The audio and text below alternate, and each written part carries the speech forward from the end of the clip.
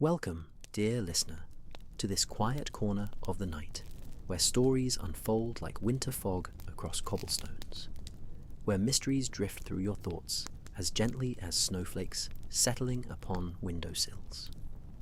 Tonight, we journey together to Victorian London, to a world of gaslight and shadow, where the December cold wraps around familiar streets and the promise of something extraordinary waits just beyond the frost-covered glass.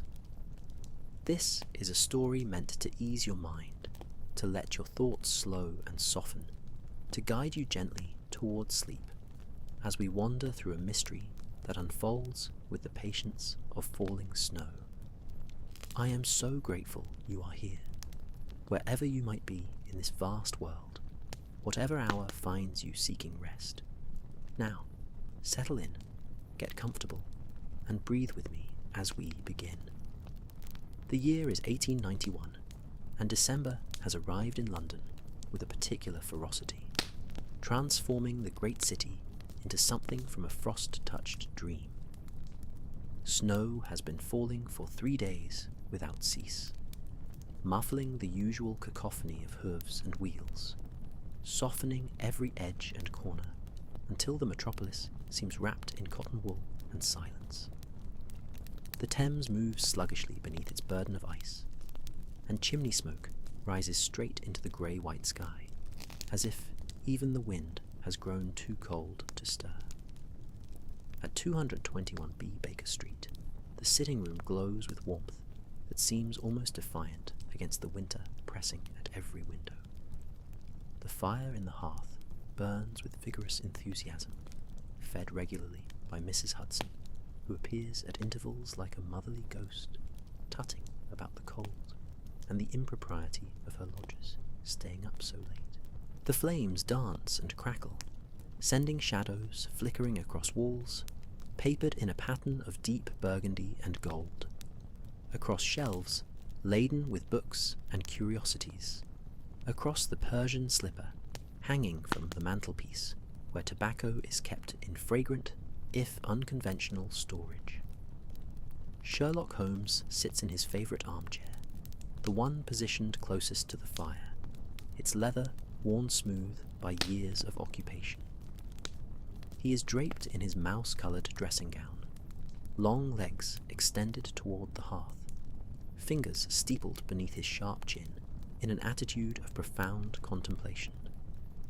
His grey eyes reflect the firelight as they stare into the flames, seeing patterns there that no ordinary observer might discern. He has been silent for nearly an hour, which Dr. John Watson has learned can mean either everything or nothing, depending on whether inspiration has struck or fled. Watson himself occupies the chair opposite, a medical journal lying forgotten across his knee as he watches the snow continue its relentless descent beyond their window. The street below is nearly empty, just a single hansom cab creeping along at walking pace, the horse's breath steaming in great clouds. The lamplighter passed hours ago, and now the gas lamps wear halos of falling snow, each one a small sun in the winter darkness. The doctor finds himself mesmerized by the scene, by the profound quiet that seems to muffle even thought itself. The clock on the mantelpiece ticks with steady reassurance, measuring out the late hour. 11:15. The tea tray between them holds 2 cups, both empty now, the pot long since grown cold. A tobacco tin sits open beside Holmes's chair, its contents recently refreshed. The room smells of pipe smoke and wood fire, of old leather and the particular mustiness of well-loved books, of the beeswax candles Mrs. Hudson insists on using, despite the adequacy of the gaslights. It is the smell of comfort, of safety, of home. Before you fall asleep, write in the comments what time it is for you and where you are from. Then, breaking the contemplative silence, comes a sound utterly unexpected. A knock at the street door below, urgent and insistent. the brass knocker striking with unusual force. Both men look up, Holmes's eyes suddenly sharp and focused, Watson's hand instinctively moving to close his journal. They hear Mrs. Hudson's slippers on the stairs, hear her voice raised in surprise and concern, hear a deeper voice responding with words they cannot quite distinguish, but which carry unmistakable distress. Footsteps on the stairs, quick despite the late hour. Mrs. Hudson appears in the doorway, her face flushed with cold and worry, her nightcap slightly askew beneath a hastily donned shawl. "Mr. Holmes, Dr. Watson, I do apologize for the hour, but there is a constable here, and he says it is most urgent."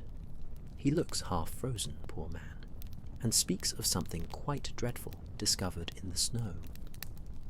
Holmes is already rising, gesturing for the visitor to be admitted. "By all means, Mrs. Hudson, send him up immediately. Watson, perhaps you might revive that tea. I suspect our visitor will need warming." The constable who enters is indeed half frozen, snow melting from his cape to form puddles on the floor he does not notice. He is young, perhaps 25, with a broad country face, gone white with cold and something else, something that might be shock. His breath comes in clouds, and his hands shake as he removes his helmet, clutching it before him like a shield. "Mr. Holmes, sir," he begins, his voice rough with cold. "Inspector Lestrade sends his compliments and begs you to come at once. There has been a discovery, sir, most strange and troubling. A postman, sir, found frozen in an alley off Marylebone Road. But it is the circumstances, Mr. Holmes. The circumstances are what disturb." Holmes moves to the window, looking out at the storm with new interest. A postman frozen in this weather is tragic, but hardly mysterious, Constable. Surely the poor fellow sought shelter and succumbed to the cold. It is a bitter night. "That is what we thought at first, sir," the constable continues. Accepting the cup of tea, Watson presses into his trembling hands with a grateful nod. "But when we examined him more closely, we found he had been frozen, sir, quite solid. Yet there was no snow upon him, not a flake, as if he had been placed there after the snow began falling. And his face, Mr. Holmes." The young man pauses, drinking deeply from the cup, seeming to gather courage. His face was set in an expression of the most profound terror, his eyes wide open and staring, his mouth frozen in a silent scream. But there are no marks upon him, no signs of violence or struggle, just terror and ice. The fire pops loudly, sending sparks up the chimney. Outside, the snow continues its hushed descent. Watson sets down the teapot with a soft clink of china, exchanging a glance with Holmes that speaks of years of partnership, of dangers faced and mysteries solved. There is something here, something that reaches beyond the ordinary tragedies of winter in a great city. Holmes turns from the window, and in his eyes burns that particular light Watson knows well, the light of the hunt, of a puzzle presented that demands solution. Yet his voice remains calm, soothing almost, as he addresses the anxious constable. "You were quite right to come, Constable. Most intriguing indeed. Watson, I believe we shall need our warmest coats and stoutest boots. Mrs. Hudson, if you would be so kind as to prepare hot coffee for our return. I suspect we shall need it." He moves with sudden energy, all contemplation abandoned for action, reaching for his coat from the stand by the door. "Tell me, Constable, this postman, was he making his rounds? Was his bag with him?" The constable shifts his weight from foot to foot, melting snow forming a wider puddle around his boots, and takes another long drink of the tea that Dr. Watson has pressed upon him. The warmth seems to restore some colour to his pale cheeks, though his hands continue to tremble slightly as he holds the delicate china cup. "That is the strangest part, Mr. Holmes," he says, his voice gaining strength now that he is warming through. "His bag was indeed with him, sir, but it was empty, completely empty. Not a single letter or parcel remained inside. Yet, according to the sorting office, he had left that morning with a full load, 23 letters and 4 small parcels, bound for addresses, along his usual route through Marylebone. All of them vanished, sir. Every single one." Holmes pauses in the act of wrapping his long scarf about his neck, his fingers stilling for just a moment before continuing their work. "His usual route, you say? Then he was a regular postman for that district, not a substitute or temporary appointment." "That is correct, sir. Thomas Hartley, his name was. 42 years of age, married with 3 children, lived in modest but respectable lodgings in Camden. By all accounts, a reliable man, never late, never complained about the weather no matter how foul. His supervisor at the sorting office was quite shocked, said Hartley was the last man he would expect to abandon his duties or come to harm. A steady fellow, he called him, steady as the clock. Watson has already donned his heavy ulster coat and is checking his medical bag, that ingrained physician's habit of ensuring he has what might be needed. He looks up at Holmes, with concern creasing his features. 3 children, you say? Poor devils. And just before Christmas, too. Indeed, Holmes murmurs, but his mind is clearly racing ahead, assembling facts into patterns, questions into theories. Constable, was Mr. Hartley found with his delivery book? Postmen typically record each delivery, do they not? The young constable nods eagerly, pleased to have something concrete to report. Yes, sir. He had his book in his inside pocket. The inspector has it now, but I glimpsed it before we came for you. The last entry was for number 47 Paddington Street, recorded as delivered at 2:30 this afternoon. After that, nothing but blank pages. 2:30, Holmes repeats softly, glancing toward the window, where the snow continues to fall with tireless persistence. And what time was he discovered? Just after 9 o'clock this evening, sir. A gentleman returning home from his club nearly stumbled over the body. Gave him quite a fright, it did. The gentleman's wife had hysterics and had to be given brandy by their housekeeper. Holmes exchanges another glance with Watson, and something unspoken passes between them. Some shared recognition of the strangeness at the heart of this matter. Nearly 7 hours between the last recorded delivery and the discovery of the body, and during all that time, snow had been falling steadily, blanketing the city in white. Yet the body bore no snow upon it, as if it had been placed in that alley only moments before its discovery. Mrs. Hudson appears once more in the doorway, carrying Holmes's heaviest coat, the one he reserves for only the most bitter weather. I have taken the liberty, Mr. Holmes, of preparing your warmest things. This is no night to be abroad, unless absolutely necessary. I do hope you will both take care. The streets will be treacherous. Your concern is appreciated as always, Mrs. Hudson, Holmes replies, accepting the coat with a slight smile. We shall endeavour not to break any limbs, though I cannot promise we shall return at a civilized hour. Come, Watson. Constable, lead the way. They descend the 17 steps to the street level, where the cold strikes them with physical force, stealing breath and bringing tears to their eyes. The snow has begun to fall even more heavily. Great fat flakes that spiral down through the halos of the gas lamps and settle instantly upon coats and hats. The world has become a study in black and white, all colour leached away by the winter storm, all sound muffled beneath its heavy blanket.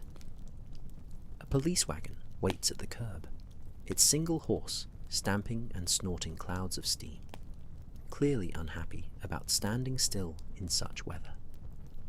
The driver, bundled in so many layers, he appears nearly spherical, nods to them as they approach. Holmes and Watson climb into the back of the wagon, where a small lantern provides minimal light and even less warmth. The constable climbs up beside the driver, and with a lurch and creak of leather, they begin moving through the snow-choked streets. The journey through nighttime London takes on a dreamlike quality. The usual bustle and chaos of the great city has been subdued into near silence. Few other vehicles are abroad, and fewer pedestrians. Those they do pass seem like ghosts, muffled figures hurrying through the storm with heads bent, intent only on reaching whatever shelter awaits them. The buildings loom on either side, their windows mostly dark, though here and there a light gleams from behind curtains, speaking of other souls wakeful in the late hour. Watson leans closer to Holmes, speaking quietly beneath the sound of hooves and wheels crunching through fresh snow. What do you make of it, Holmes? The empty bag, the missing snow, that expression of terror the constable described. Holmes sits with his hands thrust deep into his pockets, his sharp profile illuminated intermittently by the passing street lamps. I make of it a dozen possibilities and no certainties, Watson. But there are elements here that trouble me. A man does not simply freeze solid in the span of an evening, not even in weather such as this. The human body cools gradually. Rigor mortis follows a predictable pattern. Yet, if the constable's description is accurate, if Hartley was indeed frozen completely solid when discovered, then something quite extraordinary has occurred. You think foul play, then? I think, Holmes says slowly, that we are missing crucial information. The whereabouts of those letters and parcels, for instance. The hours between 2:30 and 9 o'clock. The reason a reliable postman would deviate from his appointed rounds. And most intriguingly, Watson, the question of how a frozen body came to be deposited in an alley during a snowstorm, without bearing any trace of that storm upon it. The wagon lurches over a particularly rough patch of road, and both men grab for handholds to steady themselves. The lantern swings wildly, sending shadows dancing across the wooden walls of their conveyance. When it settles, Watson can see that Holmes's eyes have taken on that distant quality that means his mind is racing through possibilities, examining and discarding theories with the speed and precision of a master chess player working through an opening gambit. They turn onto Marylebone Road, a broader thoroughfare than the residential streets through which they have been travelling. Here, a few more signs of life persist despite the hour and weather. A public house glows warmly on one corner, its windows fogged with condensation, the sound of voices and laughter briefly audible as they pass. A night watchman makes his rounds, his lantern bobbing as he checks door locks and peers into darkened shop windows. Two women in tattered shawls huddle in a doorway, and Watson feels a pang of sympathy for those forced to endure such a night without proper shelter. The wagon slows, then stops. They have arrived. The constable jumps down and opens the rear door, admitting a swirl of snow and cold air. Just here, gentlemen. Inspector Lestrade is waiting. They step down into snow that reaches nearly to their ankles, fresh powder that crunches beneath their boots with a sound like breaking glass. Before them stretches a narrow alley between two tall buildings, one a warehouse of some sort, the other a block of residential flats with darkened windows. The alley is perhaps 10 feet wide and extends back into darkness beyond the reach of the street lamps. But it is not entirely dark. Several police lanterns illuminate a scene of official activity. 4 constables stand about, stamping their feet against the cold, their breath mingling in clouds above their heads. Inspector Lestrade himself stands at the centre of their attention, his ferrety face pinched with cold and concern, his usual swagger subdued by the weight of whatever he has witnessed here. Inspector Lestrade turns at their approach, and even in the uncertain light of the police lanterns, Watson can see the relief that crosses his features. The inspector is a small man, wiry and quick-moving, with dark eyes that miss little despite what Holmes sometimes characterizes as a lack of imagination. Tonight, those eyes hold something Watson has rarely seen there before, a kind of uncertainty that borders on actual fear. "Mr. Holmes, Dr. Watson," Lestrade says, his voice rough from hours in the cold. "Thank you for coming so promptly. I would not have disturbed you at such an hour for anything ordinary, but this business is as strange as anything I have encountered in 20 years with the Metropolitan Police." Holmes nods, already moving past the inspector, toward the deeper shadows of the alley, his eyes scanning every surface, every detail. Watson follows more slowly, his medical instincts already preparing for what he might find. The snow underfoot here is trampled by many feet, the pristine white churned into grey slush by the constables who have been guarding the scene. Then he sees it, and despite his years of medical training, despite battlefields in Afghanistan, and the countless horrors he has witnessed in Holmes's company, Watson feels his breath catch. The body of Thomas Hartley sits propped against the brick wall of the warehouse, positioned almost as if he had simply sat down to rest and never risen again. He wears the distinctive uniform of the Royal Mail, the dark blue coat with its brass buttons, the official cap still perched upon his head. His leather postbag lies beside him, its flap hanging open to reveal the empty interior the constable had described. But it is the condition of the body itself that arrests attention and chills the blood. The postman is covered in ice, not merely frosted or frozen, but encased in a layer of ice that glitters in the lantern light like crystal, as if he has been dipped in glass. His exposed skin, his face and hands shine with the same crystalline coating. And his expression, dear God, his expression is, indeed, one of absolute terror. His eyes are wide and staring, his mouth stretched open in a silent scream, every muscle of his face locked in that final moment of horror. No snow rests upon him, not upon his cap, not upon his shoulders, not upon the postbag beside him. In a storm that has been raging for days, he sits dry as bone beneath his coating of ice. Holmes has produced his magnifying glass and is examining the ground around the body with minute attention, his face mere inches from the churned snow. "Lestrade, I must ask you to move your men back. Their trampling has obscured what evidence might have remained, but perhaps something can still be recovered."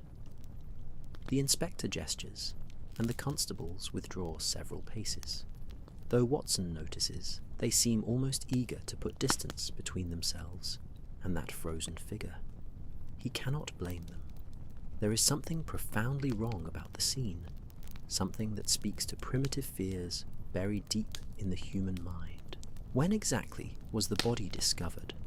Holmes asks, not looking up from his examination. And by whom? I require precise details, Lestrade. At 4 minutes past 9 o'clock, Lestrade replies, consulting a small notebook he has produced from his coat. A Mr. Geoffrey Turnbull, gentleman, age 53, resident of number 12 Chiltern Street, was returning home from the Reform Club when he entered this alley as a shortcut to his residence. Nearly fell over the body in the darkness. He immediately summoned the nearest constable, which happened to be young Morrison there. He indicates one of the waiting officers. Morrison secured the scene and sent for me. I arrived at 20 past 9 and immediately sent for you. Watson kneels beside the body, his physician's training overcoming his initial revulsion. He reaches out to touch the postman's hand, and the cold that meets his fingers is shocking, far beyond anything that should be possible. The flesh beneath the ice is rock hard, frozen completely solid. Holmes, this is extraordinary. The body temperature is far below anything natural. This man has been frozen as thoroughly as a block of ice from a winter lake. And yet, Holmes murmurs, now examining the wall behind the body. Note the absence of any frosting or ice formation on the bricks themselves. The cold here is no greater than elsewhere. Watson, what is the ambient temperature, would you estimate? Watson withdraws a small thermometer from his medical bag, a habit born of years of careful observation. He holds it away from his body, waits a moment, then reads the result. Just below freezing, perhaps 30 degrees. Cold, certainly, but not extraordinarily so for December in London. Precisely. Holmes straightens, his keen eyes moving over every inch of the scene. So we have a body frozen to temperatures far below the surrounding air, bearing no trace of the snow that has been falling continuously, positioned in an alley with no evidence of how it arrived here. Lestrade, your constables found no tracks leading to this spot, no signs of a vehicle or of the body being dragged. Lestrade shakes his head, looking miserable. When Morrison first arrived, before others trampled the scene, he noted that the snow around the body was undisturbed, perfectly smooth, he said, as if the poor fellow had simply materialized out of thin air. A gust of wind swirls through the alley, sending snow devils spinning and making the lanterns flicker. Watson pulls his coat tighter, watching as Holmes continues his examination. The detective has moved to the postbag now, lifting it carefully, peering inside with his magnifying glass, then setting it down exactly as he found it. The bag shows no signs of forced opening, Holmes announces. The buckles are undone, not torn or cut. Someone opened this bag methodically and removed its contents, or Hartley himself did so. Watson, examine the body's pockets, if you would. Let us see what our frozen postman carried with him. Watson complies, his hands working carefully, despite the cold that makes his fingers ache. The postman's pockets yield a handful of items, each carefully removed and laid upon a clean handkerchief.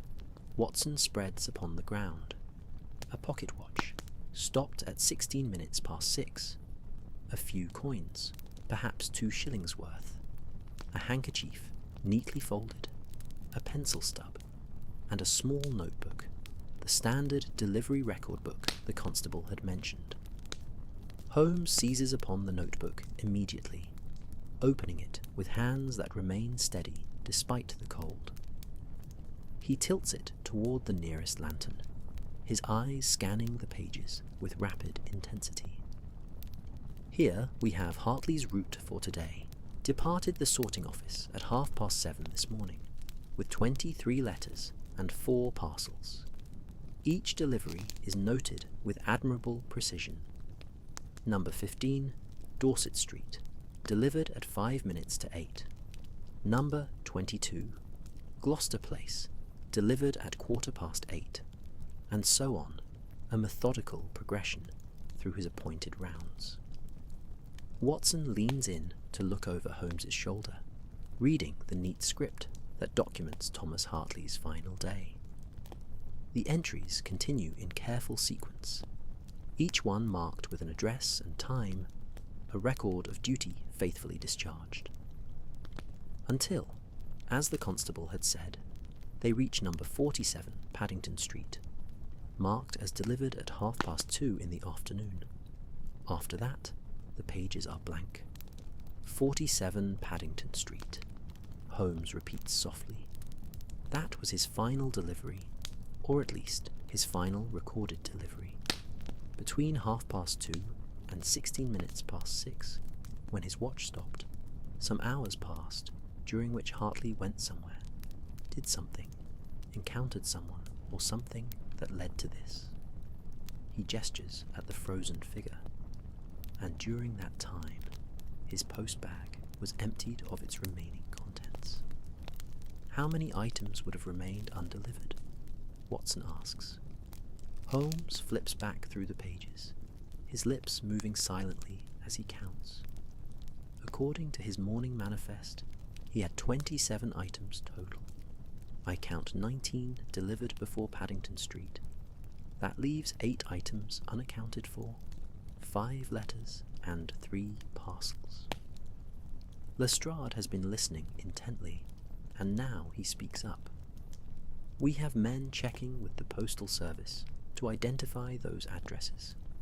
If the letters and parcels were delivered despite not being recorded, that would tell us something. If they were not delivered, if they have simply vanished, that tells us something else entirely. Holmes snaps the notebook shut and slips it into his own pocket. Indeed it does. Lestrade, I shall need to visit 47 Paddington Street immediately. That was the last place Hartley is known to have been, and whatever befell him must have begun shortly after he left that address. Paddington Street lies only a short distance away, perhaps a 10-minute walk under normal circumstances, though the snow transforms the journey into something more arduous. Holmes sets a brisk pace despite the conditions, his long legs carrying him forward with singular purpose, while Watson labours to keep up, his boots slipping occasionally on the treacherous pavement. Inspector Lestrade has remained behind to oversee the removal of Thomas Hartley's body to the police mortuary, though he has assigned 2 constables to accompany Holmes and Watson on their investigation. The street, when they reach it, proves to be a respectable thoroughfare of 3-story townhouses, each one presenting a neat facade of brick and stone to the world. Gas lamps march along both sides at regular intervals, their light diffused and softened by the continuing snowfall, until the entire scene appears wrapped in gauze.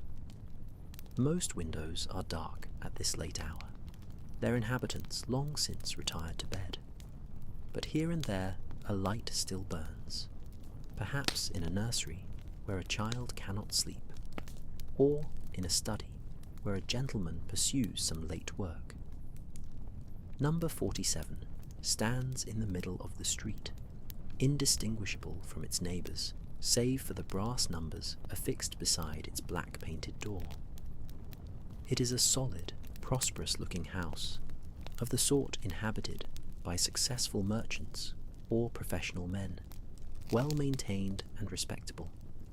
The windows are dark, the curtains drawn, suggesting the household has retired for the night. Holmes pauses before the gate, his eyes moving over the front of the house with that peculiar intensity Watson knows so well. Observe, Watson. The snow on the front steps has been swept clean, but not recently. See how a fresh layer, perhaps an inch deep, has accumulated since. The sweeping was done earlier this evening, probably around dusk, which suggests a household that maintains standards but has since settled in for the night. He pushes open the gate, which swings silently on well-oiled hinges, and approaches the front door. For a long moment, he simply stands there, examining the doorframe, the letterbox, the boot scraper beside the steps. Then, with sudden decision, he pulls the bell. The sound echoes faintly from within, a distant jangling that seems almost apologetic for disturbing the nighttime quiet. They wait, breath steaming in the cold air, while the snow continues its patient accumulation upon their hats and shoulders. Watson is about to suggest they return in the morning when he hears footsteps from within, slow and measured, approaching the door. The door opens to reveal a butler of the old school, tall and dignified, despite clearly having been roused from his bed. He wears a hastily donned coat over his nightshirt, and his grey hair stands slightly awry, but his manner remains impeccably correct.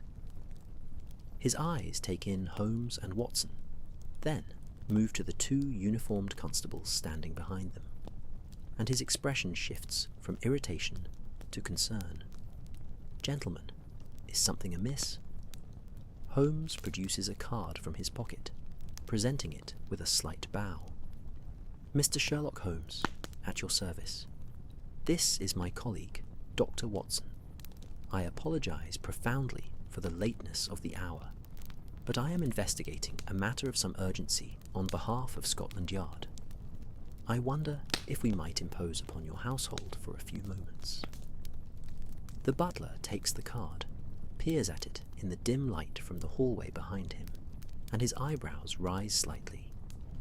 "Mr. Sherlock Holmes. Yes, sir, of course. I have read of your work in the newspapers. Please, do come in out of the cold. I am Winters, sir, butler to Mr. and Mrs. Ashford, who are the residents here." They step into a narrow entrance hall, warmly furnished with dark wood panelling, and a patterned carpet that muffles their footsteps. A small table holds a silver tray for calling cards, and a mirror above reflects their snow-dusted figures back at them. The house smells of beeswax and coal smoke, of dinner long since eaten, and a household settling into sleep. Winters closes the door behind them, shutting out the wind and snow, and turns to face them with an expression of polite inquiry mixed with growing unease. "How may I assist you, Mr. Holmes? Has something occurred in the neighbourhood?" "Something has indeed occurred," Holmes replies, his voice gentle despite the gravity of his words. "I must ask you about this afternoon, specifically about a postal delivery. Did a postman call here today, sometime around 2:30? Recognition flashes across the butler's face. "Yes, sir, he did. Mr. Hartley, the regular postman for this district, a most reliable fellow, always punctual. He delivered the afternoon post at, I should say it was closer to 20 minutes past 2. I remember noting the time because the mistress was expecting a letter from her sister in Bath." Holmes leans forward slightly, his entire attention focused on the butler. "And did he seem well?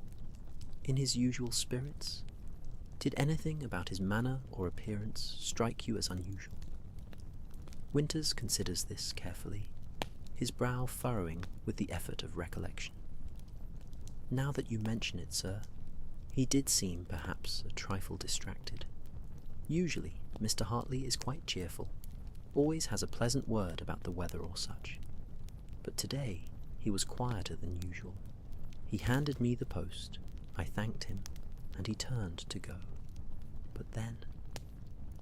The butler pauses, his expression growing more troubled. Yes, Holmes prompts softly. Please, Winters, every detail may prove important. He turned back, sir, and asked me a most peculiar question. He asked if we had recently employed any new staff, or if any strangers had called at the house in recent days.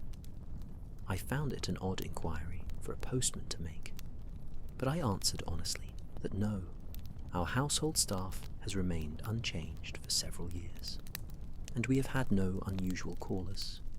He seemed troubled by my answer, though I cannot say why. Then he thanked me and went on his way. Watson watches as Holmes processes this information, sees the slight narrowing of his eyes that indicates significance. Did you observe which direction he went? Did he proceed to the next house on his route, or did he go elsewhere? A clock somewhere deeper in the house chimes midnight, the sound soft and silvery in the quiet. Holmes exchanges a glance with Watson, and in that look passes a wealth of unspoken communication. Thomas Hartley had completed his delivery here at Paddington Street, had asked a strange question about new staff or unusual visitors, and upon receiving a negative answer had turned back, abandoning the remainder of his route. Why? The letter that was delivered, Holmes says. The one from the mistress's sister in Bath. Might I see it? Winters looks uncertain.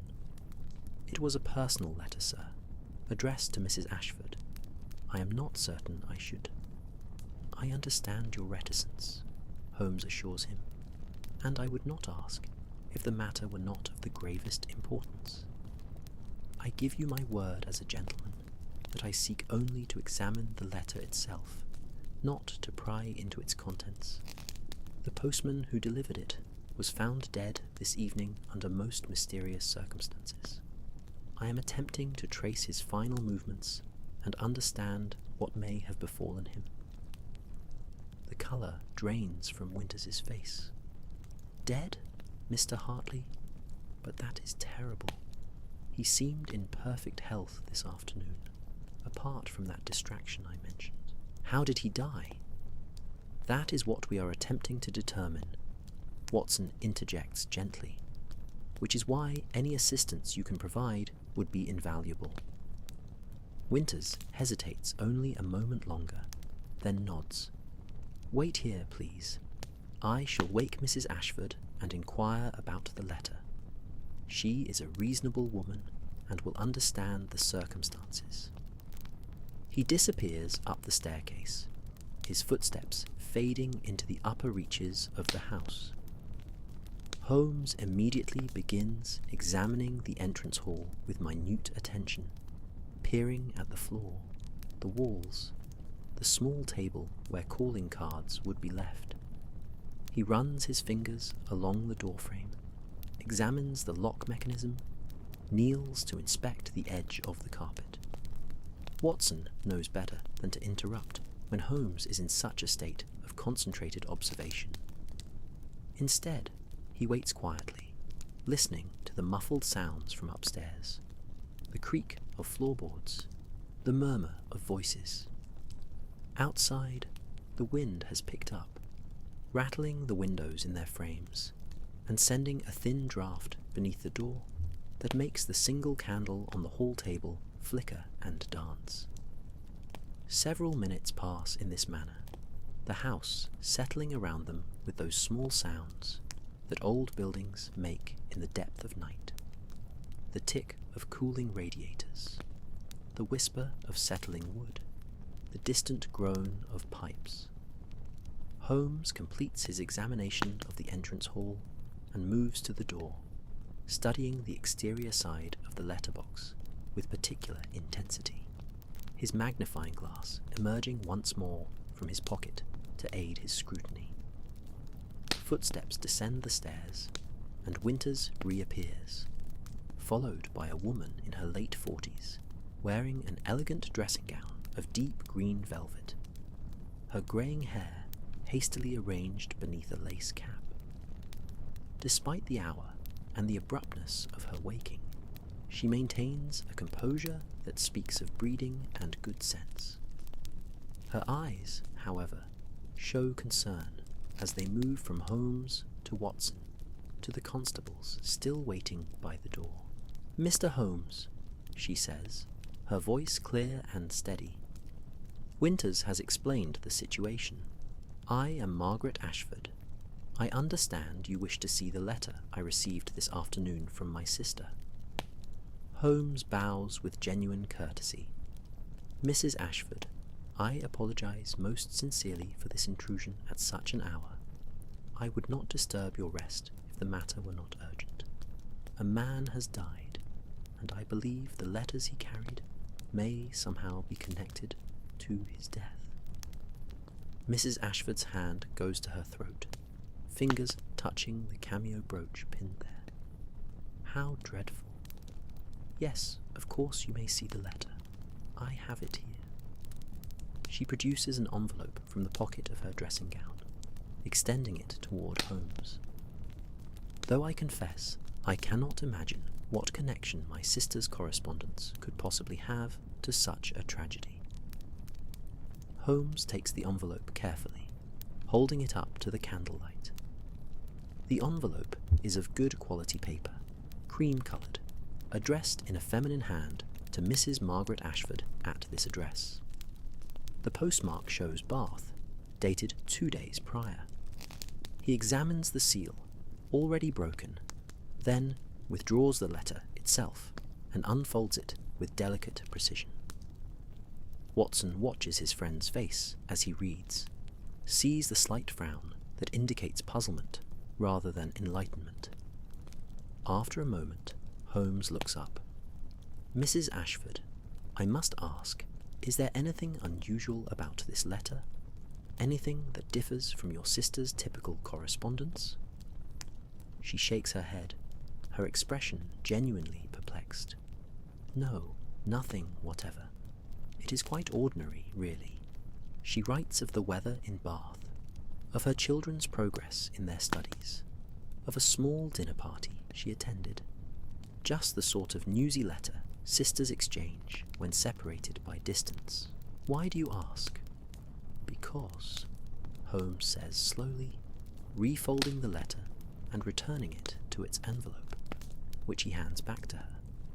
"The postman who delivered this to you asked your butler a most unusual question immediately after making the delivery. He inquired whether you had recently hired new staff or received unusual visitors. Such a question suggests he had reason to be concerned about this household, or about something connected to it." Mrs. Ashford accepts the letter, clutching it against her chest as if it has suddenly become precious. "But that makes no sense at all. We have had no new staff, as Winters told him. Our household has been quite stable. Our cook has been with us for 12 years, the parlour-maid for 8. As for visitors, we have entertained no one in the past week, save my husband's brother and his wife for Sunday luncheon. Hardly unusual or suspicious." Holmes turns to Winters. "And the other letters delivered today. Were there others besides this one from Bath?" "3 others, sir," the butler replies promptly. "A letter for Mr. Ashford from his solicitor regarding some property matter. A notice from the gas company about maintenance work to be conducted next month. And an advertisement circular from a Bond Street draper. All quite ordinary. I should like to see them, if possible." Winters glances at his mistress, who nods permission. "They are in Mr. Ashford's study, if you will follow me, gentlemen." They proceed down a corridor, papered in burgundy and gold, past a drawing-room whose furniture appears as dark shapes beneath dust covers, to a door at the rear of the house. Winters produces a key from his pocket and unlocks it, explaining, Mr. Ashford is most particular about his study. He is a barrister, you see, and keeps confidential documents here. He is currently in Birmingham on a case, and will not return until Thursday.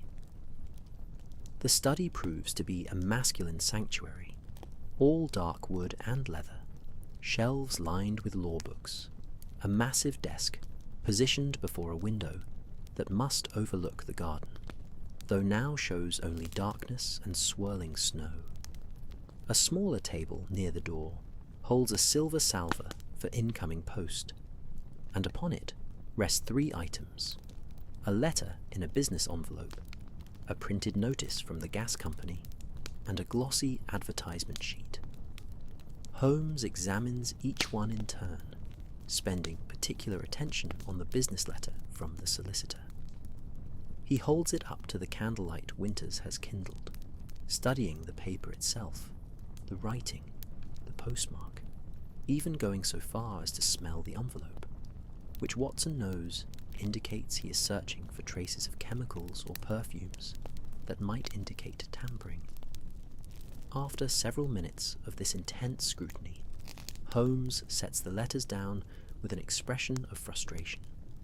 Nothing. These are precisely what they appear to be: ordinary correspondence and commercial mail. And yet, Hartley was troubled enough by his delivery here to abandon his route and turn back. Turn back where? Watson asks. That is the question, is it not? What drew him away from his duties? Holmes stands very still for a moment, his head tilted slightly, as if listening to some internal voice, some pattern only he can perceive beginning to form in the chaos of facts. Then he turns abruptly to Winters. The deliveries before this one. Do you know which houses Hartley visited immediately prior to arriving here? Winters considers this. I could not say for certain, sir. The postmen typically work their way along the street in sequence, but I do not watch them closely enough to document every stop.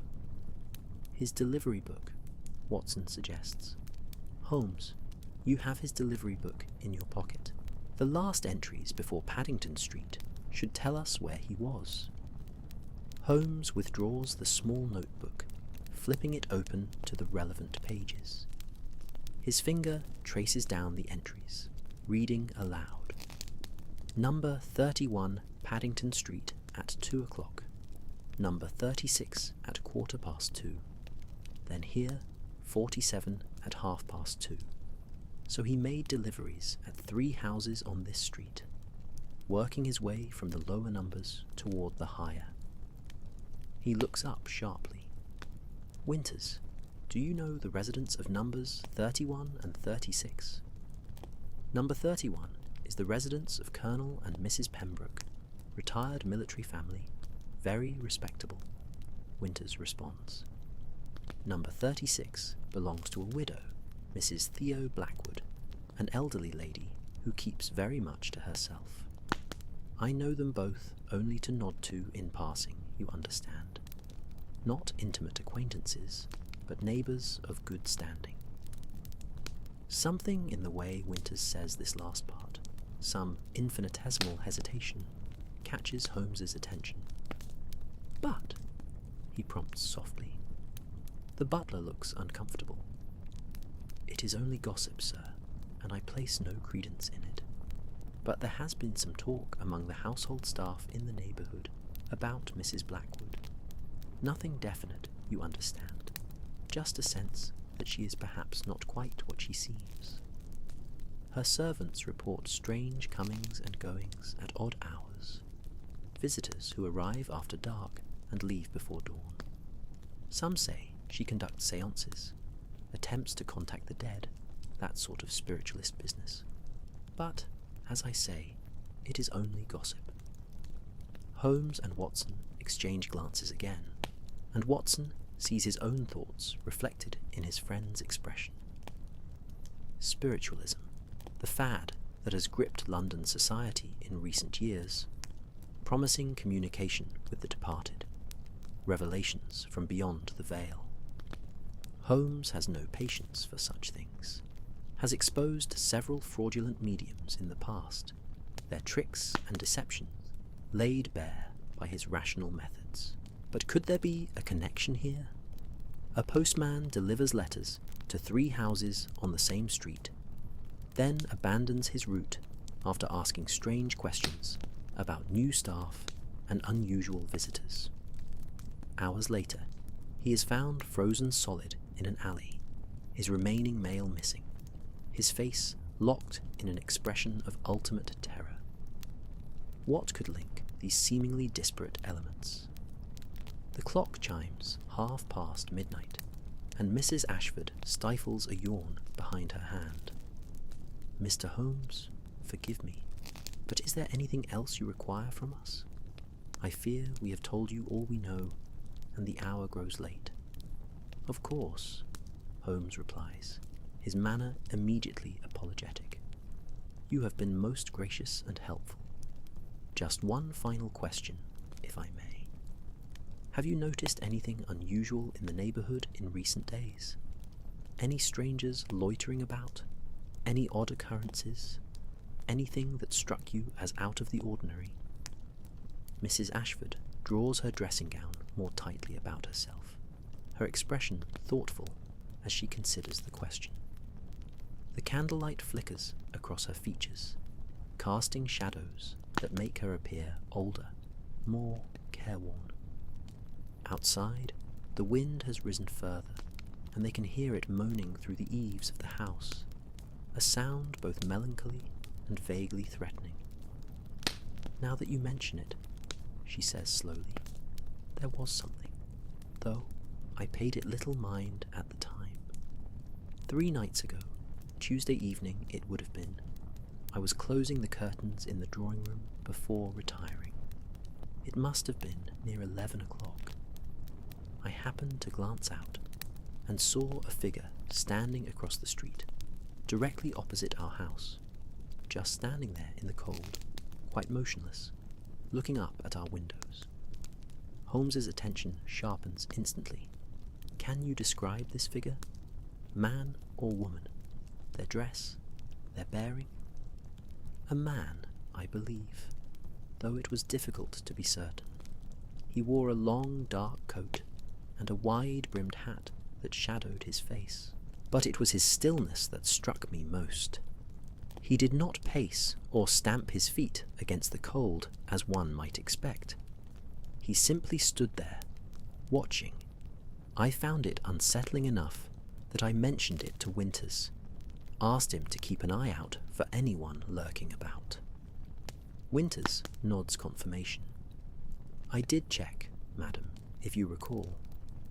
When I went to secure the house for the night, I looked out, but the street was empty by then. I walked the perimeter the following morning as well, but found nothing amiss. Did you see this figure on subsequent nights? Watson asks. Mrs. Ashford shakes her head. No, though I confess I have looked. That one sighting was all, but it was enough to make me uneasy. There was something in the way he stood there, something intent and purposeful. Not merely a passerby pausing to rest, but someone watching deliberately. Holmes moves to the window of the study, peers out into the snow-filled darkness. And you noticed nothing else unusual? No other strangers? No disturbances? Nothing out of place? Nothing, Mr. Holmes. Our neighbourhood is generally quite peaceful. The most exciting event of recent weeks was when the Harrisons at number 52 welcomed a new grandchild, and Mrs. Harrison has been impossible to talk to about anything else since. A faint smile crosses Holmes's face. The usual rhythms of domestic life. Yes, I understand. Very well, Mrs. Ashford. Winters, you have been most patient and helpful. We shall trouble you no further tonight. Should you recall anything else, any detail, however small, please send word to 221B Baker Street immediately. They take their leave, stepping back out into the bitter night where the snow continues its relentless descent. The two constables who have been waiting stamp their feet and blow on their hands, clearly relieved to be moving again. Holmes stands on the pavement for a long moment, gazing up and down Paddington Street, his keen eyes searching for something only he can define. "Number 36, he says at last. "The residence of the mysterious Mrs. Blackwood.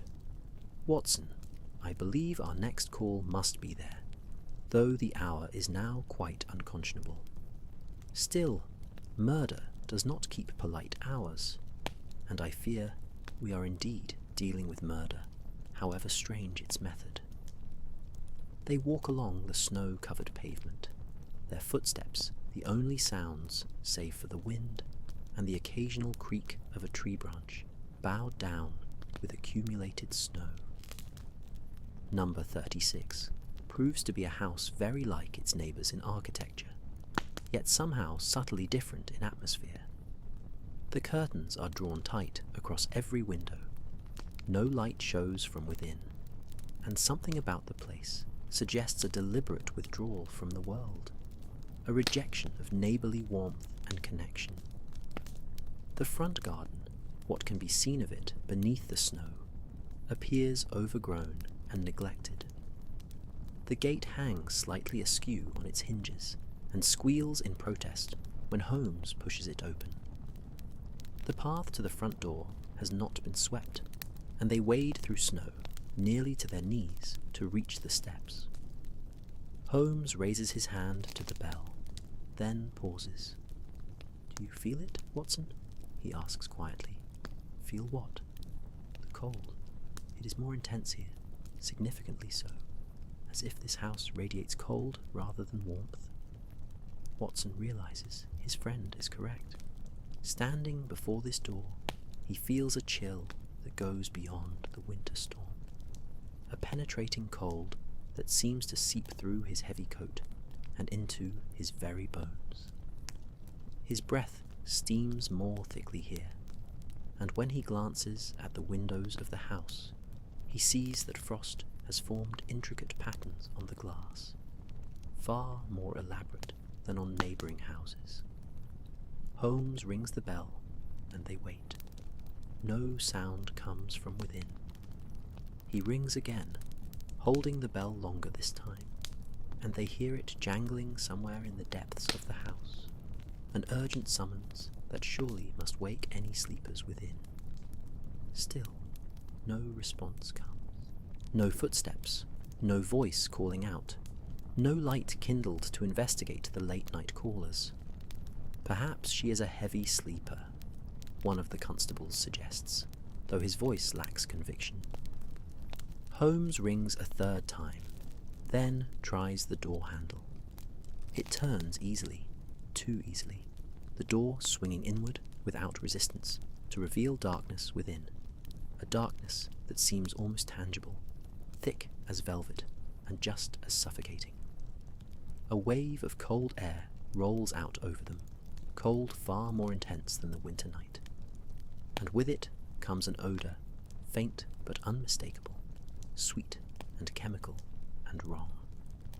"Stay behind me," Holmes instructs, producing a small dark lantern from beneath his coat.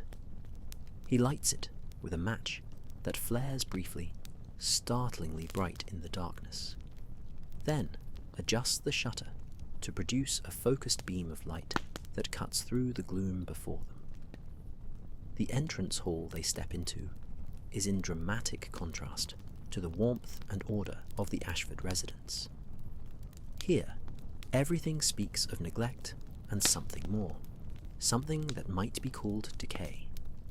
The wallpaper hangs in strips, revealing damp plaster beneath.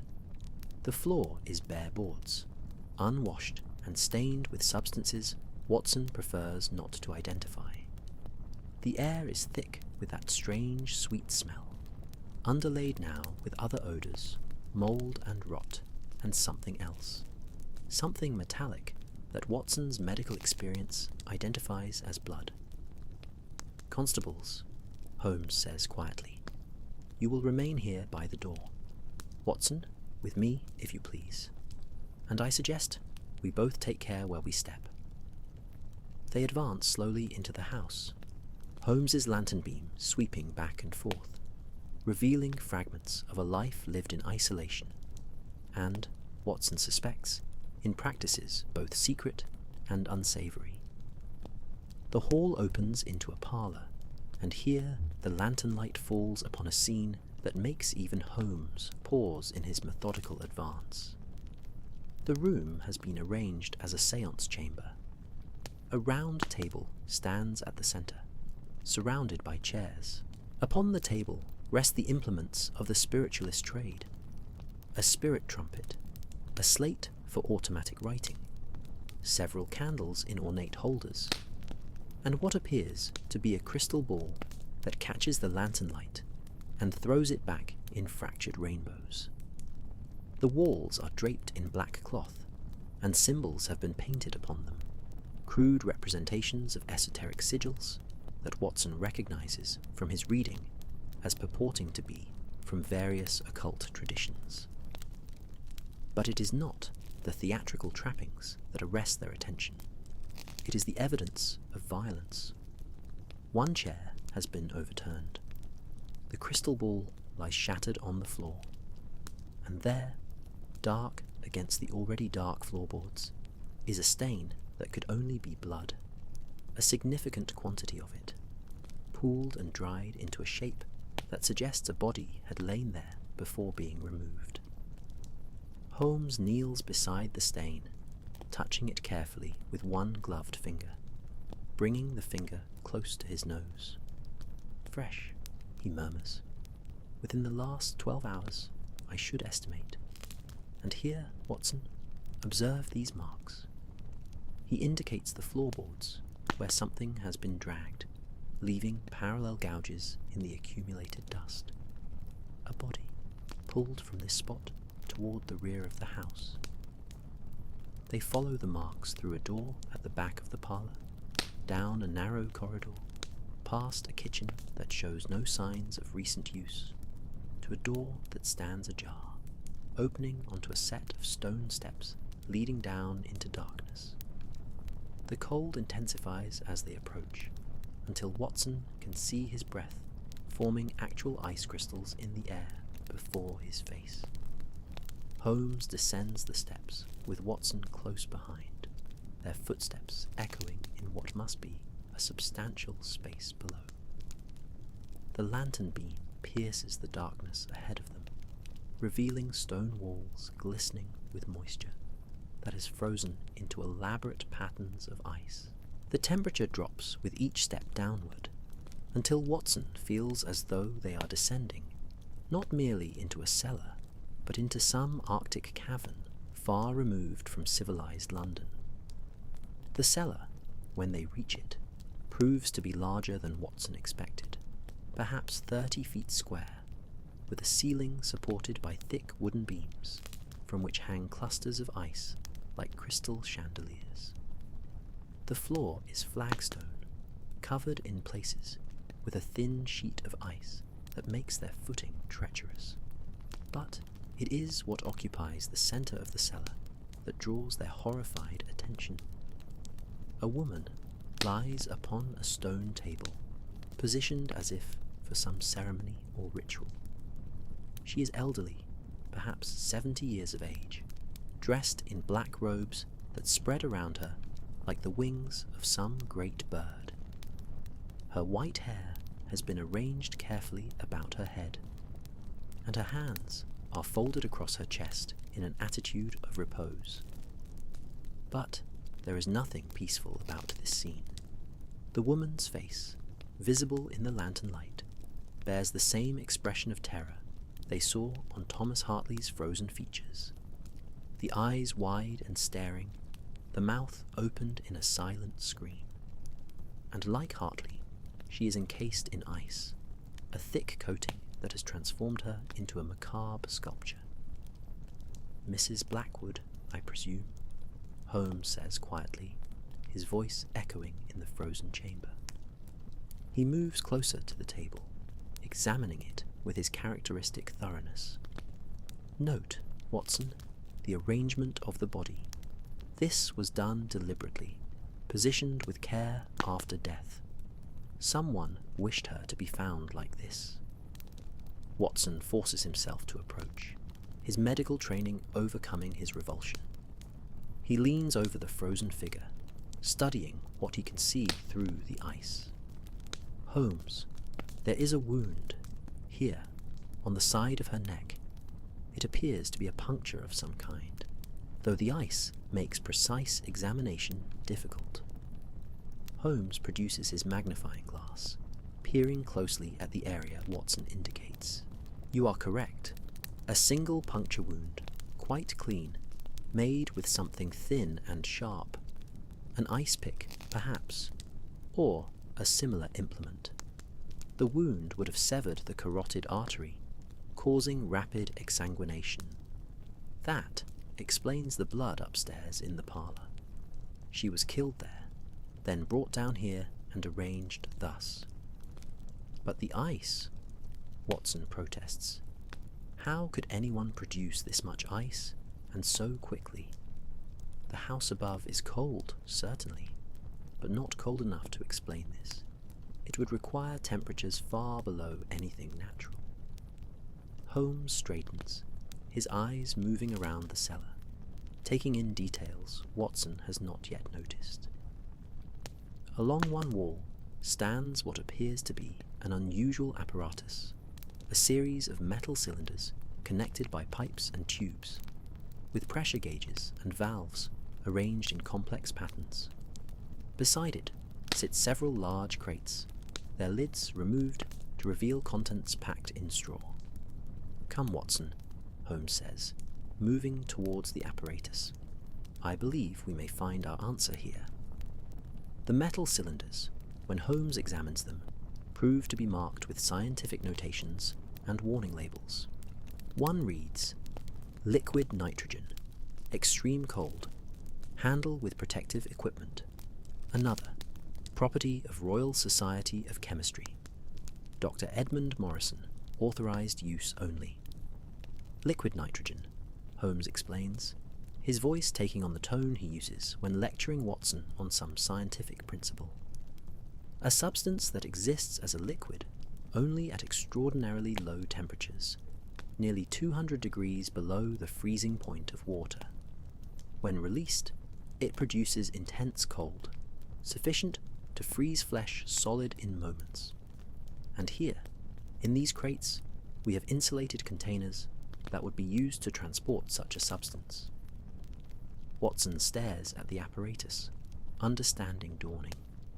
Someone brought this equipment here, someone with scientific knowledge, with access to materials from the Royal Society. They used it to freeze Mrs. Blackwood's body after murdering her. And to freeze Thomas Hartley as well, Holmes adds. Though where he was frozen and how his body was transported to that alley remains to be determined. But the method, at least, is now clear. Not supernatural cold, but scientific cold, deliberately applied by someone with both knowledge and malicious intent. A sound from above makes them both freeze, listening intently. Footsteps, slow and careful, moving through the house. Someone has entered while they were below, someone who is now making their way toward the cellar door. Holmes extinguishes the lantern instantly, plunging them into absolute darkness. Watson feels his friend's hand on his arm, guiding him to a position beside one of the support pillars, where they will be concealed from anyone descending the stairs. His heart pounds in his chest, and he realizes his hand has instinctively moved to his coat pocket, where he keeps the service revolver that has accompanied him through so many of Holmes's investigations. The footsteps reach the cellar door. A pause. Then they begin descending the stone steps, accompanied now by the glow of a lantern that sends their elongated shadows dancing before them. Watson can see, in the reflected light, that Holmes has tensed like a hound on the scent, every muscle ready for action. A figure emerges into the cellar, holding the lantern high to illuminate the scene. It is a man, tall and lean, dressed in the clothes of a gentleman, but with something dishevelled about his appearance, as if he has been moving with haste through the winter storm. His face, when the lantern light reveals it, shows sharp aristocratic features, a high forehead beneath dark hair touched with grey at the temples, and eyes that gleam with an intensity that might be genius or might be madness. He goes directly to the stone table where Mrs. Blackwood lies, setting his lantern down beside her frozen form. For a long moment he simply stands there, looking down at her, his expression unreadable. Then he speaks, and his voice is cultured, educated, tinged with what might be grief or satisfaction. "I am sorry it came to this, Eleanor. You should have listened to reason. You should have understood that some knowledge is too dangerous to disseminate, some powers too terrible to invoke. But you would not heed my warnings, and now see what your stubbornness has wrought." He reaches out as if to touch the frozen face, then draws his hand back. "The letters," he continues, speaking as if the frozen corpse might answer. "I have the letters now, all of them. Your correspondence will never receive your revelations, never learn what you discovered in those ancient texts. The secret remains safe, locked away where it belongs, where no human hand should disturb it." Holmes chooses this moment to step forward from the shadows, his voice cutting through the cold air with calm authority. "Dr. Edmund Morrison, I presume, of the Royal Society of Chemistry. We have been expecting someone to return to this scene, though I confess I did not anticipate such a prompt arrival." The man spins around, his lantern swinging wildly, illuminating Holmes's angular features for an instant before steadying. His face shows shock, then fear, then something like resignation. His hand moves toward his coat pocket, but Holmes is faster, producing a small pistol that Watson did not know he carried. "I would advise against whatever action you are contemplating, Dr. Morrison," Holmes says calmly. "My friend Dr. Watson is armed as well, and we have constables stationed upstairs who will respond to any disturbance. You are quite thoroughly trapped, I fear. Your only sensible course is surrender and explanation." Morrison's hand falls to his side. In the flickering lantern light, Watson can see the man's face cycle through a dozen emotions: desperation and defiance, and finally a kind of terrible weariness. He seems to age 10 years in as many seconds, his shoulders sagging as if under an unbearable weight. "You do not understand," he says at last, his voice barely above a whisper. "None of you understand what was at stake, what Eleanor Blackwood was about to unleash upon an unsuspecting world. I am not a murderer, Mr. Holmes. I am a guardian, protecting humanity from knowledge that should remain forever buried." Holmes gestures with his pistol toward the stairs, maintaining a careful distance from Morrison. "Perhaps we might continue this conversation in surroundings somewhat less grim, Dr. Morrison. The constables above will ensure you do not attempt anything foolish, and you may explain your actions in comfort rather than here among the dead." Morrison nods slowly, retrieving his lantern with movements that suggest utter exhaustion. They ascend the stairs in single file, Watson bringing up the rear with his own revolver drawn, though the scientist shows no inclination to flee or resist.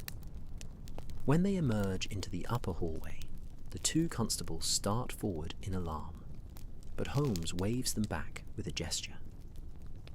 "This is Dr. Edmund Morrison. Holmes announces. He is, I believe, responsible for the deaths of both Mrs. Eleanor Blackwood and Thomas Hartley. Constable Green, would you be so kind as to secure the doctor's wrists? I suspect he will not resist, but prudence dictates caution.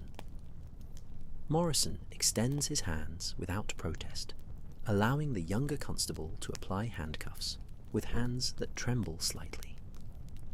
The older constable has produced a whistle and blown several sharp blasts, summoning additional officers who have been stationed nearby. Within minutes, the house fills with the sounds of official presence, footsteps, and voices echoing through the neglected rooms. Holmes guides them all into the parlour with its theatrical spiritualist trappings, where he lights several of the candles on the séance table, creating an island of warm light in the cold darkness. Morrison sinks into one of the chairs, his manacled hands resting on the table before him, his eyes fixed on the bloodstain that mars the floor. Now then, Holmes says, settling into the chair opposite the scientist, his manner almost conversational.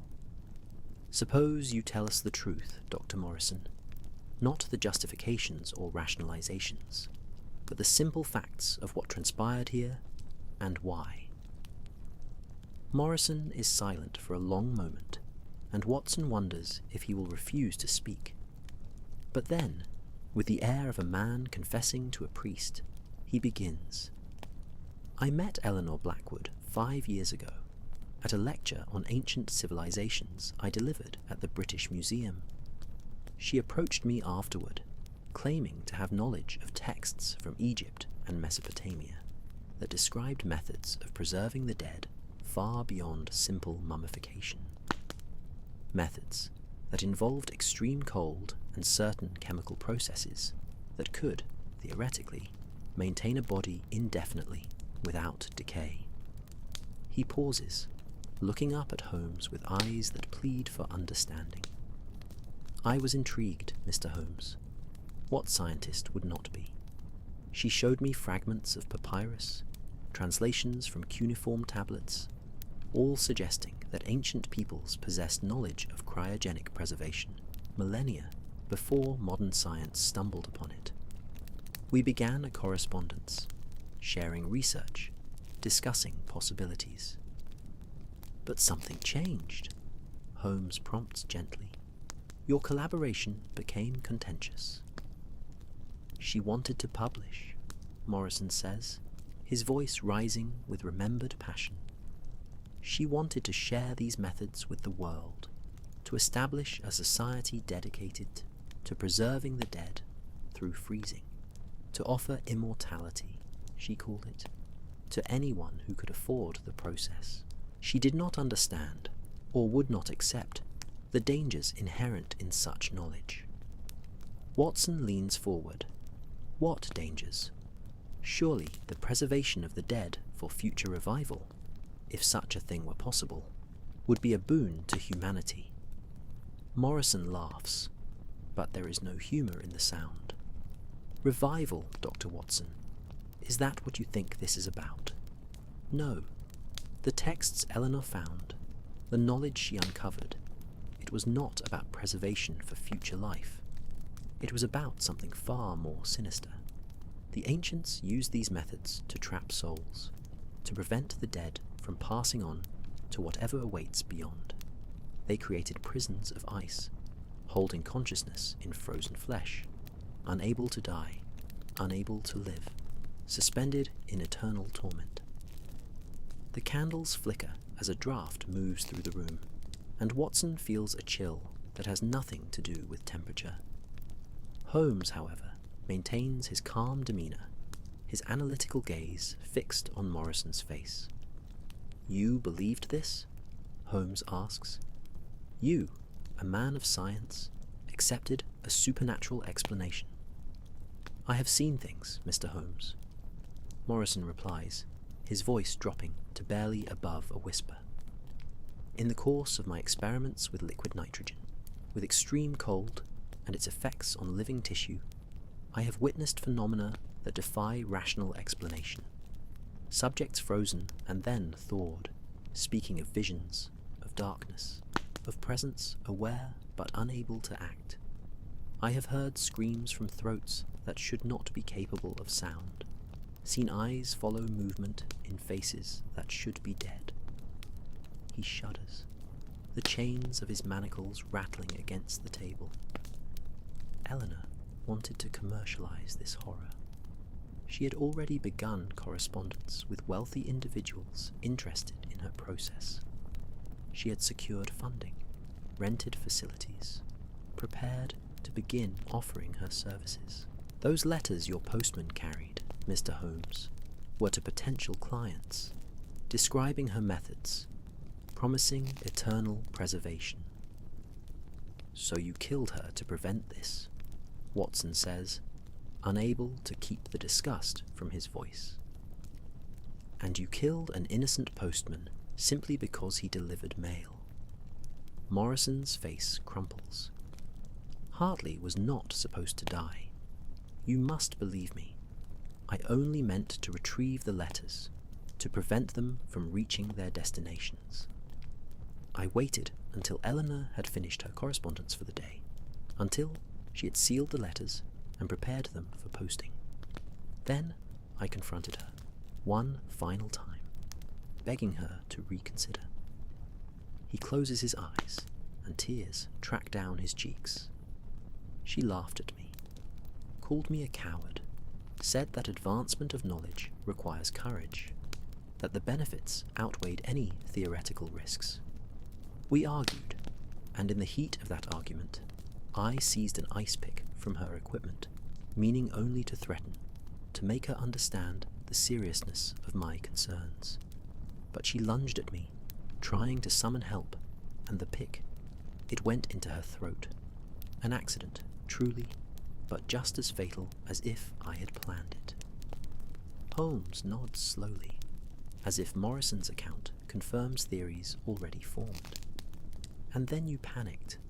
You used the liquid nitrogen equipment to freeze her body, attempting to conceal the crime, or perhaps enacting some twisted justice, forcing her to experience the very fate she wished to inflict on others. Morrison does not deny it, his head bowed in acknowledgement of Holmes's deduction. I thought, if I froze her, if I demonstrated the horror of what she proposed, perhaps others would understand, would see the evil in her scheme. But then I realized the letters had already gone out for posting. She had handed them to Hartley during his afternoon rounds. I had to get them back. He raises his eyes, and Watson sees genuine anguish there, mingled with something that might be madness. I followed Hartley's route. I watched him make his deliveries along Paddington Street. When he reached the Ashford residence, I saw my opportunity. I approached him as he was leaving, claimed to be a representative of the Royal Mail investigating irregularities. I told him there had been reports of tampered correspondence, that I needed to examine his remaining letters. And he believed you, Holmes says. It is not a question. He was a trusting man, conscientious about his duties. He showed me his delivery book, concerned that something might be amiss on his route. I identified which letters were from Mrs. Blackwood by the return address, and I told him these specific items needed to be returned to the sorting office for inspection.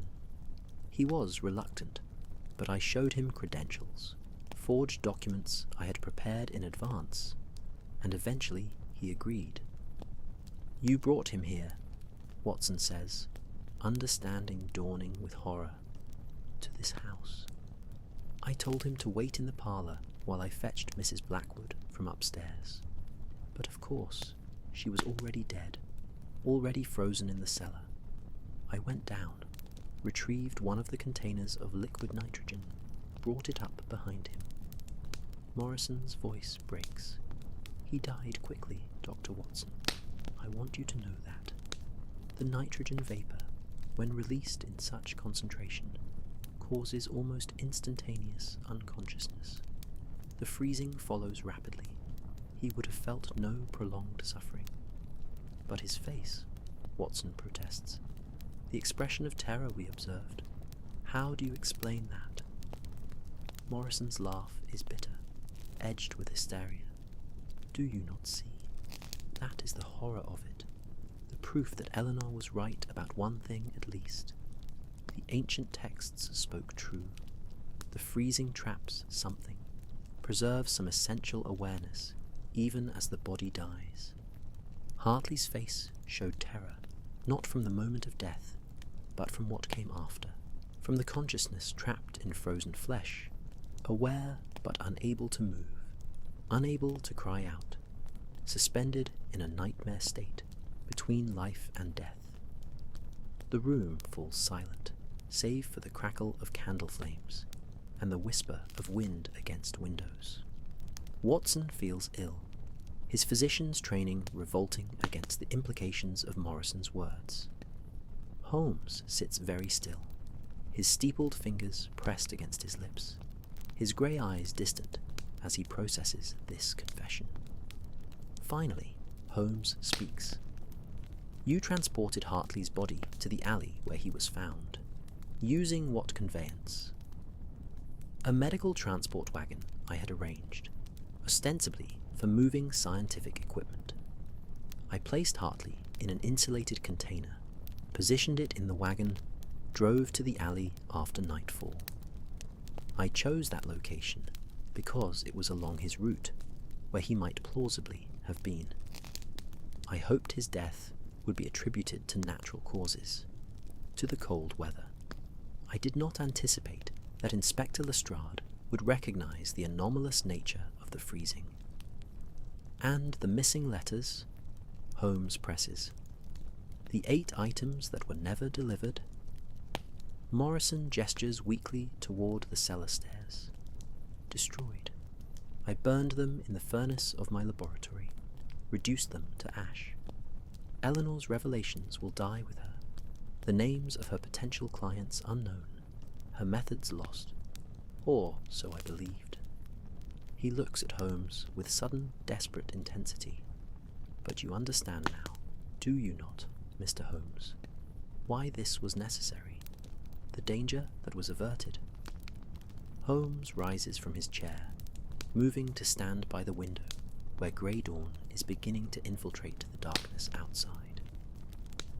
The snow has finally stopped falling, and the street beyond lies pristine and silent beneath its white blanket. When he speaks, his voice is cold, precise, carrying the weight of absolute judgment. What I understand, Dr. Morrison, is that you are a murderer twice over, that you have killed an innocent man whose only crime was dedication to his duties, and a woman whose theories, however disturbing you found them, gave you no right to appoint yourself judge and executioner. Whether her methods were sound, whether the ancient texts spoke of genuine phenomena, or merely the superstitions of primitive peoples, these are questions for proper scientific inquiry and ethical debate, not for violence in the night.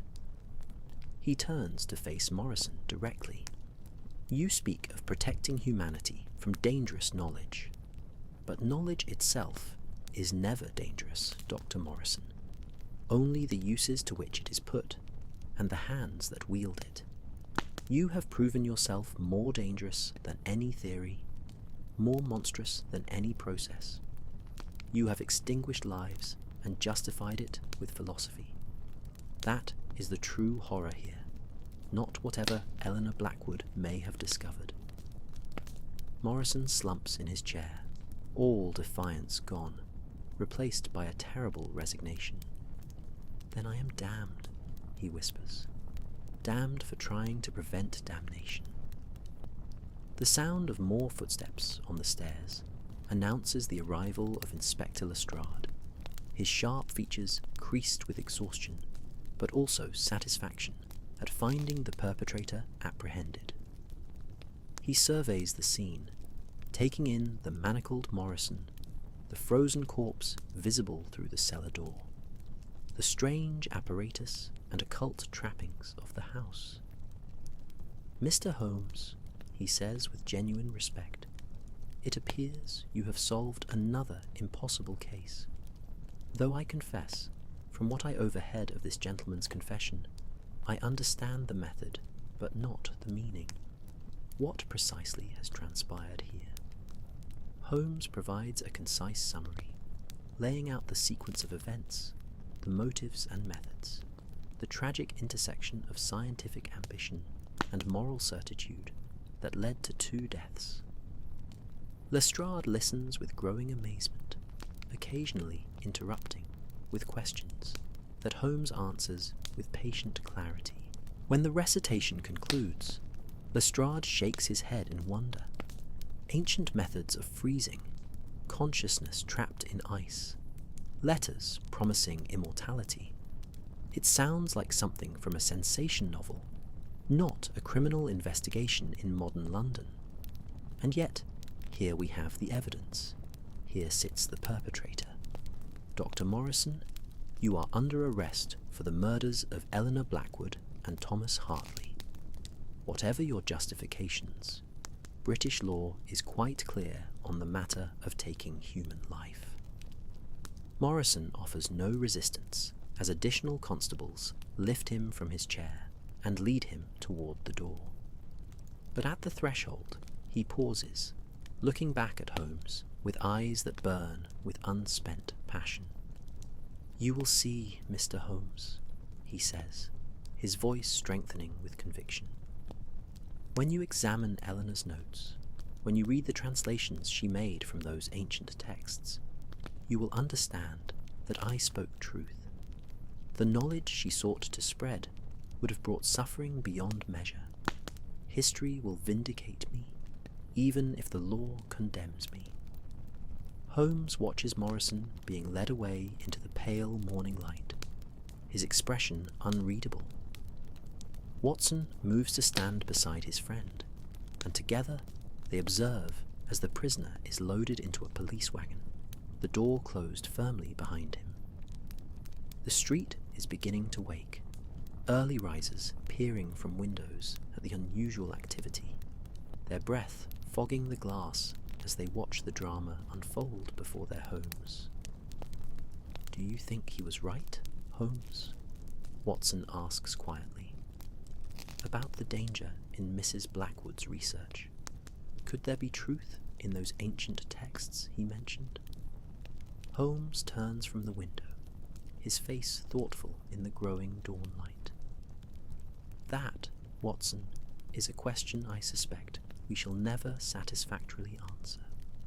Dr. Morrison destroyed the letters, and whatever notes or translations Mrs. Blackwood possessed are now evidence in a murder investigation. They will be examined by experts, debated by scholars, and ultimately, I suspect, dismissed as the delusional ravings of a woman obsessed with spiritualism and pseudoscience." He moves back into the parlour, his eyes scanning the occult paraphernalia with analytical detachment. "But consider this. Suppose, for the sake of argument, that there existed ancient knowledge of cryogenic preservation, methods lost to time that we are only now beginning to rediscover through modern chemistry. Would such knowledge be inherently evil? Or would it, like any scientific advancement, be neutral, its moral character determined entirely by human application?" Watson considers this as he watches Holmes examine a shelf of books, volumes on ancient civilizations mixed with modern scientific texts, a curious amalgamation of mysticism and rationality. "I suppose," he says slowly, "that the same could be said of any powerful discovery. Electricity can light our homes or execute criminals. Chemistry can cure disease or create poison. The knowledge itself is merely knowledge." "Precisely," Holmes agrees, pulling down a leather-bound journal and flipping through its pages. Morrison's error was in assuming that he alone possessed the wisdom to determine what humanity should or should not know. That way lies tyranny, Watson, benevolent though its intentions may be. We must trust in human reason, in the collective judgment of society, in the natural progress of ethical understanding alongside scientific advancement. Lestrade reappears in the doorway, brushing snow from his coat. The body of Mrs. Blackwood is being removed to the mortuary, Mr. Holmes. The equipment in the cellar will be catalogued and held as evidence. Is there anything else you require from this scene? Holmes tucks the journal under his arm. Only this, if I may.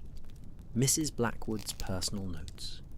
They may shed light on her state of mind, her intentions, the scope of her plans. With your permission, Inspector, I should like to study them more thoroughly. Lestrade waves a hand in assent. Take what you need. Lord knows I would not understand half of what is written there. Scientific matters are your province, not mine. I am content to have the murderer in custody, and the method of death explained. The rest is philosophy, and philosophy does not help me close cases. They emerge from the house of death into a morning transformed by snow and pale sunlight. The storm has passed, leaving London wrapped in white purity. The dirt and grime of the great city temporarily concealed beneath winter's clean shroud. The air is crisp and cold, but no longer bitter. And despite the horrors of the night, Watson feels his spirits lifting at the promise of a clear day. The journey back to Baker Street passes in companionable silence, both men lost in their own thoughts. The streets are beginning to fill with life, shopkeepers opening their establishments, workers trudging through the snow to their employments, children already gathering in parks to build snowmen and throw snowballs, their laughter bright against the morning air. Mrs. Hudson greets them at the door of 221B with exclamations of relief and concern, having spent the night worrying about her lodgers abroad in such weather, on such grim business. She has prepared a substantial breakfast, eggs and bacon, and thick slices of toast with marmalade, and hot coffee that steams invitingly. They eat with the appetite of men who have laboured through the night, and Watson feels the warmth of food and fire beginning to chase away the chill that has settled into his bones. Afterward, Holmes settles into his chair with Mrs. Blackwood's journal, his long fingers turning pages with care, his eyes scanning the careful handwriting that fills each sheet. Watson takes up his own customary position, intending to rest his eyes for just a moment, but exhaustion claims him, and he drifts into sleep with the sound of crackling fire and turning pages as his lullaby. When he wakes, the winter sun is setting, painting the sitting room in shades of gold and amber. Holmes sits exactly as Watson last saw him, though the journal now lies closed upon his lap, and his expression is distant, contemplative. You were right to sleep, Watson, Holmes says, without looking up. There are some mysteries that require the perspective of rest and reflection. I have spent the day reading Eleanor Blackwood's account of her research, and I find myself in the unusual position of being uncertain. Watson sits up, stretching muscles stiff from sleep. Uncertain about what? About whether Dr. Morrison was a madman or a prophet. Holmes opens the journal again, finding a particular passage. Listen to this, written by Mrs. Blackwood 3 weeks before her death. The ancients understood what we are only beginning to rediscover, that consciousness exists independent of time, that the frozen moment captures not merely flesh, but awareness itself. My experiments have shown that subjects preserved through rapid freezing retain some form of sentience, trapped in a state neither living nor dead. Whether this is mercy or cruelty, salvation or damnation, I leave to philosophers. I seek only to perfect the method and offer it to those who fear the final darkness.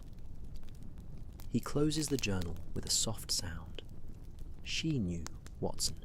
She understood that her process trapped consciousness, created the very nightmare Morrison described, and she intended to offer it commercially nonetheless.